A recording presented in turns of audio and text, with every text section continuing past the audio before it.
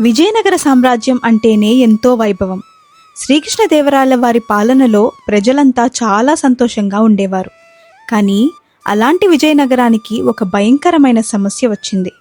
విజయనగరం సరిహద్దుల్లో దట్టమైన అడవికి దగ్గరగా ఒక పాత కోట ఉండేది. చాలా ఏళ్ల క్రితం యుద్ధాల సమయంలో రాజులు దాన్ని వాడేవారు. ఆ తర్వాత వదిలేశారు. అయితే గత కొన్ని నెలలుగా ఆ కోట నుండి అర్ధరాత్రి పూట చాలా వింత వింత శబ్దాలు రావడం మొదలయ్యాయి. ఎవరో గట్టిగా అరుస్తున్నట్లు, వింతగా నవ్వుతున్నట్లు శబ్దాలు వినపడేవి. చుట్టుపక్కల ఊళ్ళల్లో ఉండే జనాలు భయంతో వణికిపోయేవారు. ఒకరోజు రాత్రి ఆ కోట పక్కగా వెళ్తున్న ఇద్దరు కాపలాదారులు ఆ శబ్దాలు విని అసలు లోపల ఏముందో చూద్దామని వెళ్లారు. కానీ వాళ్ళు లోపలికి వెళ్ళిన కొద్దిసేపటికే భయంతో గట్టిగా అరుస్తూ స్పృహ తప్పి పడిపోయారు. మరుసటి రోజు ఉదయం చూస్తే ఆ కాపలాదారులు భయం వల్ల పిచ్చివాళ్లలా ప్రవర్తించడం మొదలుపెట్టారు. కోటలో ఏదో భయంకరమైన దయ్యం ఉందని రాత్రి పగలు అరుస్తూనే ఉన్నారు. ఈ విషయం ఊరంతా పాకిపోయింది. విషయం తెలుసుకున్న శ్రీకృష్ణదేవరాయలు వెంటనే తన సైనికులను ఆ కోట దగ్గరికి పంపించారు. ఇద్దరు బలమైన సైనికులు ఆయుధాలతో రాత్రివేళ కోటలోకి వెళ్లారు. కానీ అర్ధరాత్రి కాగానే ఆ కోటలో గాలిలో తెల్లటి ఆకారాలు తిరగడం చూసి ఆ సైనికులు కూడా భయపడిపోయారు. ఆయుధాలను అక్కడే వదిలేసి వెనక్కి పరిగెత్తుకుంటూ వచ్చేశారు. ఈ దయ్యాల కోట సమస్య రాజసభ వరకు చేరింది. సభలో ఉన్న రాజగురువులు, మంత్రికులు లేచి, మహారాజా, ఆ కోటలో చాలా క్రూరమైన దయ్యాలు చేరాయి. సైనికులే భయపడ్డారంటే పరిస్థితి ఎంత ఘోరంగా ఉందో అర్థం చేసుకోండి. కాబట్టి ఆ కోటను పూర్తిగా కూల్చేయడమే మార్గం అని రాజుని భయపెట్టారు. రాజు ఏం చేయాలో పాలుపోక తలపట్టుకున్నారు. అప్పుడు తెనాలి రాముడు నవ్వుతూ లేచి, మహారాజా, నన్ను క్షమించండి. ఈ లోకంలో దయ్యాలు ఉండవని నా అభిప్రాయం. కేవలం మనుషుల భయం వల్లే దయ్యాలు పుడుతున్నాయని నేను అనుకుంటున్నాను. నాకు ఒకరోజు సమయం ఇచ్చారంటే నేను నిరూపిస్తాను. అసలే ఈరోజు అమావాస్య రాత్రి. నేనే ఒంటరిగా వెళ్తాను. అసలు నిజమేంటో నిరూపిస్తాను మహారాజా. సభలోని పండితులు ఎగతాళి చేసిన మహారాజు రామకృష్ణుణ్ణి నమ్మి, సరే రామకృష్ణ, నువ్వన్నట్లే ఈరోజు ఆ కోట రహస్యాన్ని కనిపెట్టు అని అనడంతో రామకృష్ణుడు ఒంటరిగా ఆ పాడుపడిన కోటలోకి అడుగుపెట్టాడు.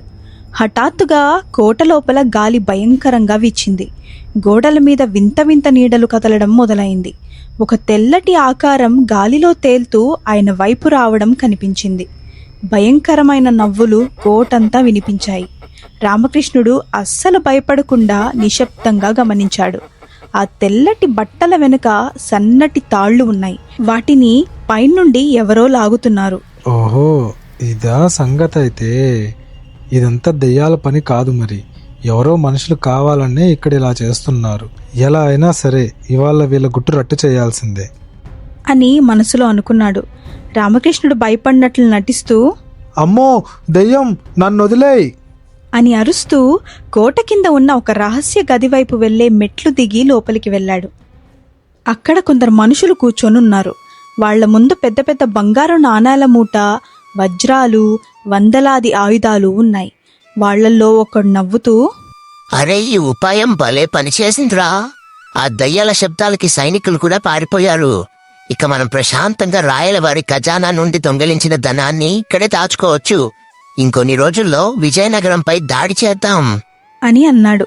వారిలో పొరుగుదేశపు గూఢాచారులు, విజయనగర అవినీతి అధికారులు ఉన్నారు. ఇంతలో ఒక దొంగ రామకృష్ణుణ్ణి చూసేసి, ఏయ్, ఎవడ్రా నువ్వు? మా రహస్యం చూసావా? నిన్ను వదిలేదే లేదు అని అన్నాడు.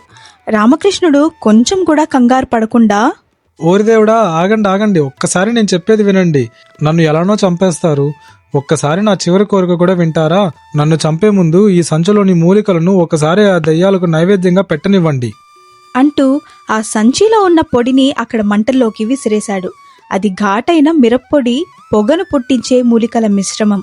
అంతే, ఒక్క క్షణంలో ఆ గదంతా కళ్ళు మండే ఘాటైన పొగతో నిండిపోయింది.